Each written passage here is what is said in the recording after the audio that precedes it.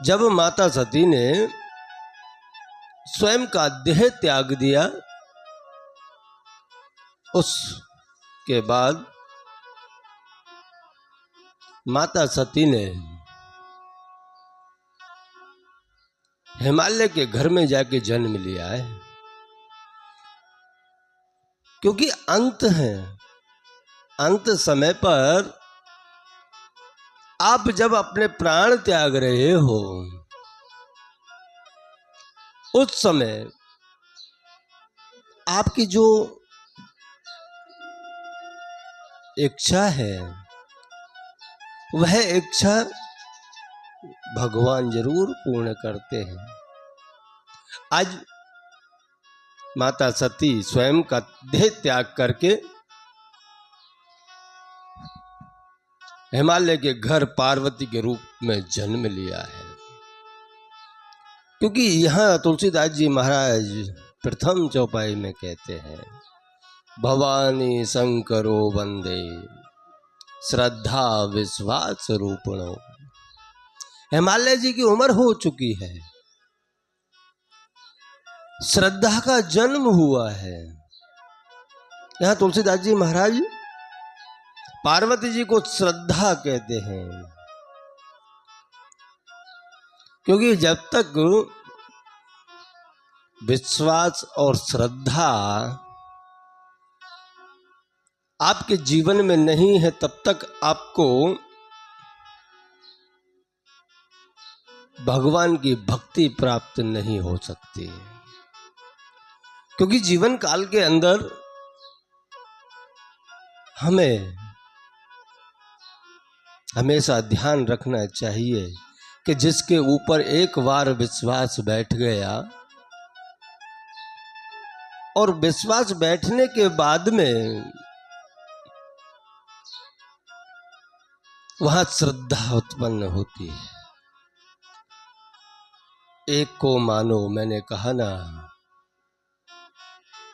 एक में ही अनेक है, अनेक में एक नहीं है। आपको अगर कोई परिणाम चाहिए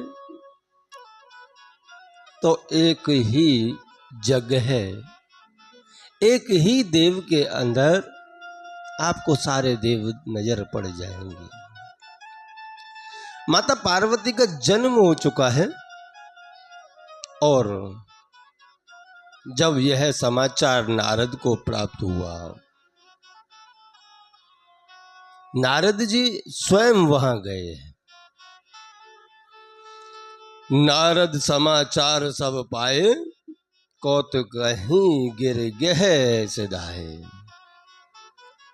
कि आनंद में आ गए हैं, और नारद जी हिमालय के घर गए हैं। अब आप एक वस्तु विचार कर लेना, कोई भी संत आपके घर में आए तो आप उसको कितना आदर दे सकते हो। ये तो स्वयं देव ऋषि नारद जी हैं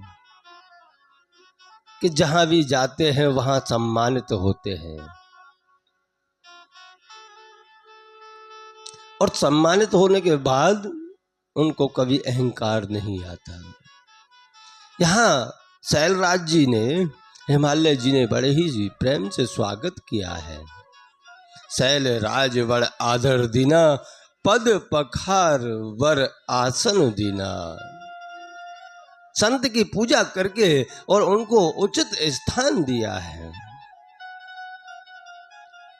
वह हमारी एक स्वयं की व्यथा है कि जब भी कोई संत आपके द्वारे पे आता है ना, तो आप अपने बच्चों के बारे में बहुत विचार करते हो। ऐसे ही शैलराज जी के यहां पर भी एक स्वयं की पुत्री जिसका जन्म हुआ है माता पार्वती का, उसके भाग्य के विषय में जानने के लिए एक उत्सुकता जागृत हुई है, और नारद जी के सामने ला करके उन्हें प्रणाम कराया है।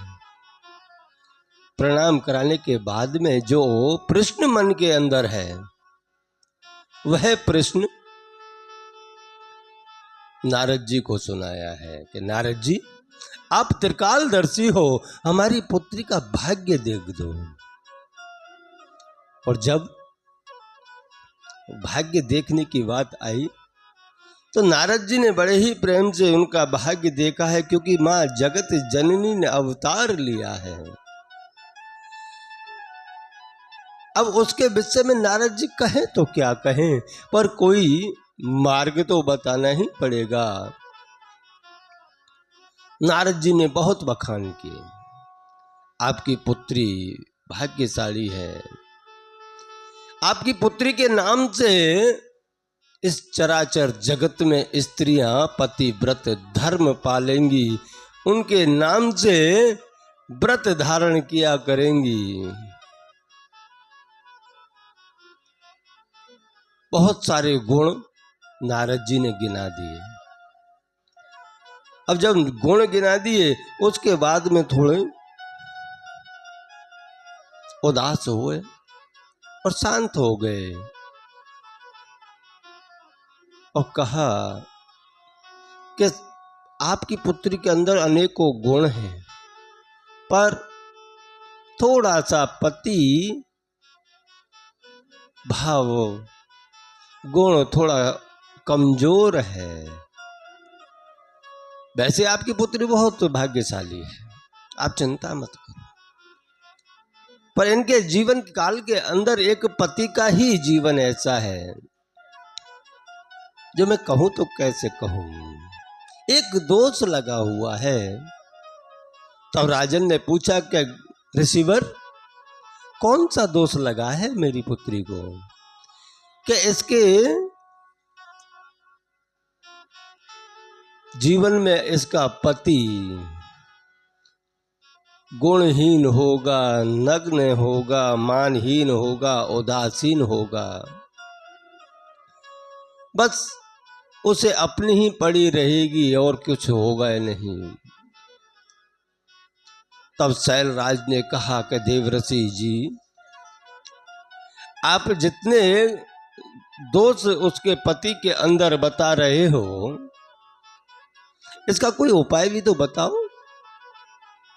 अरे एक राजा की पुत्री और इतनी सुंदर, उसके पति का भाग्य ऐसा। परंतु आप एक विचार कर लेना कि जब नारद जी ने इतना कहा कि नग्न होगा, गुणहीन होगा, उदासीन होगा और मानहीन होगा, तब पार्वती जी अंदर अंदर हर्षित हो रही हैं, उमा हर्षानी, क्योंकि माता पार्वती को पता है कि ये जितने दोष बता रहे हैं, यह दोष सब महादेव में है। इधर जब दोष बताए हैं तो राजा ने कहा कि हमारी पुत्री को